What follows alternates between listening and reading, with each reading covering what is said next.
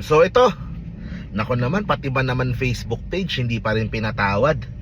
Ito po, nag-meeting kanina sila Yorme Isko, Vice Mayor Chi Atienza at yung Manila Disaster Risk Reduction and Management Council. Okay? So ang trabaho po nila kapag nagkaroon ng aberya, kapag nagkaroon ng mga hindi ka nais-nais na mga pangyayari, kailangan po mag-responde kaagad at ipaalam kaagad sa tao na kung ano yung nangyayari. For example, kanina yung sunog sa may Sampaloc, diba, inaksyon na nila Yorme kaagad yan. Pero merong mga iba't ibang mga posibleng sakuna na pinaghahandaan. Kaya kailangan ay alert at talaga nakatutok itong mga in charge dito sa disaster operations. Nag-utos si Yorme, okay, sa mga tao sa City Hall na sulatan ang meta para po mabawi yung pong Facebook page nung Manila Public Information Office. Okay? Yan po yung page na nasa 1.3 million followers. Syempre, tumaas po yung followers niyan nung panahon ni Yorme Isko, nung kasikatan niya, nung kanyang unang termino. Kaya lumaki ng ganyan yan, dumami ng ganyan yan. Nung naupo si Mayora Hani, ay ipinasa yung mga pages ng maayos para magamit nila. At yun, ginamit nila hanggang huling araw ni Mayora. Nagamit nila yung mga announcement at yung mga ginagawa ng syudad. So nagamit naman nung nakaraang administrasyon. Ang problema, hindi properly turned over. Okay?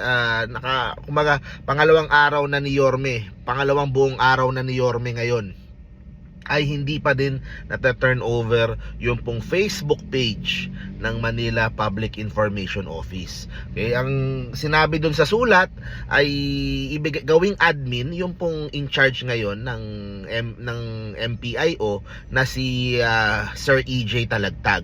Okay, ibigay sa kanya, which is yun naman talaga dapat. Yan ang nagiging problema ngayon. Kasi kapag nagpalit ng administrasyon yung Facebook page, lalo na kung siguro hindi natuwa yung pong nakarang administrasyon, lalo na doon sa mga nilabas kahapon sa State of the City address ni Yorme Isko, ay parang nangaasar na lang hindi natin alam pero yan ay responsibilidad nila. Diba? Kailangan nilang i-turn over yan dahil hindi nila pag-aari yan. Ang Facebook page po ay kumbaga ito ay ginagamit ng lungsod lalo na sa mga emergency, di ba?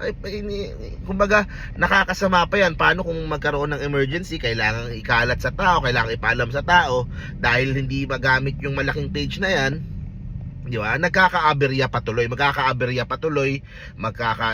magkakaproblema patuloy in the future. Kaya sana naman yung mga ganyang bagay ay wag nang pahirapan kasi susulat ka pa sa meta, 'di ba? Ipoproseso pa 'yan, ano pa nila 'yan para maibigay sa sana makipagtulungan yung Meta Philippines para hindi lang sa Manila maski sa ibang lugar. Kumaga kung ano yung mga pag-aari ng syudad, kapag nagpalit ng mayor ay maipasa ng maayos. At hindi yung every time na magpapalit ng mayor at hindi kasundo yung pumalit, kailangan gumawa na naman ng panibagong page, gumawa na naman ng panibagong mga account. Diba? So hopefully ma-actionan din ng Meta yan. Pero yun nga, sa kaso nitong sila Mayora Hani, kung sino man ang in charge dyan sa Facebook dyan, sana wag na pahirapan, i-turn over na. Kasama yan dapat sa turnover. Hindi naging maayos yung turnover. I think sa buong transition period 2 beses lang ata nag-meet at hindi maayos na turnover yung mga dapat maibigay. Ganun pa man, ayun, syempre maraming issue ang kailangang harapin nung nakaraang administrasyon na piniresenta kahapon, pagdating po sa budget, pagdating po sa mga hindi nabayaran ng mga suppliers, pagdating sa mga reklamo ng taong bayan, tungkol pagdating po sa katiwalian, pagdating sa korupsyon, pagdating sa mga iba't ibang mga bagay na hindi nagawa o napabayaan.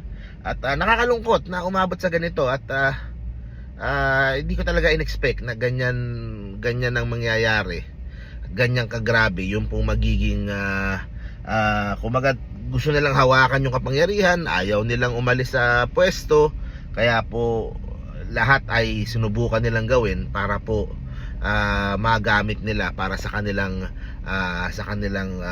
to stay in power. Okay? So ito namang simpleng Facebook page, sana po wag nang pahirapan, ibigay na kaila Sir EJ at maging accountable sa mga nangyari nung panahon nila. So yun po yung latest update po natin. Si Yorme tuloy-tuloy yung paglilinis, tuloy-tuloy yung pag-aayos, tuloy-tuloy na nakikita yung mga naging problema nung nakaraang administrasyon. So we'll just have to wait and see kung ano pa po yung ma-uncover at ano yung mga next step ni Yorme. So yun lang po, see you po sa next video po natin. Stay safe parate, Manila God first. Bye bye guys.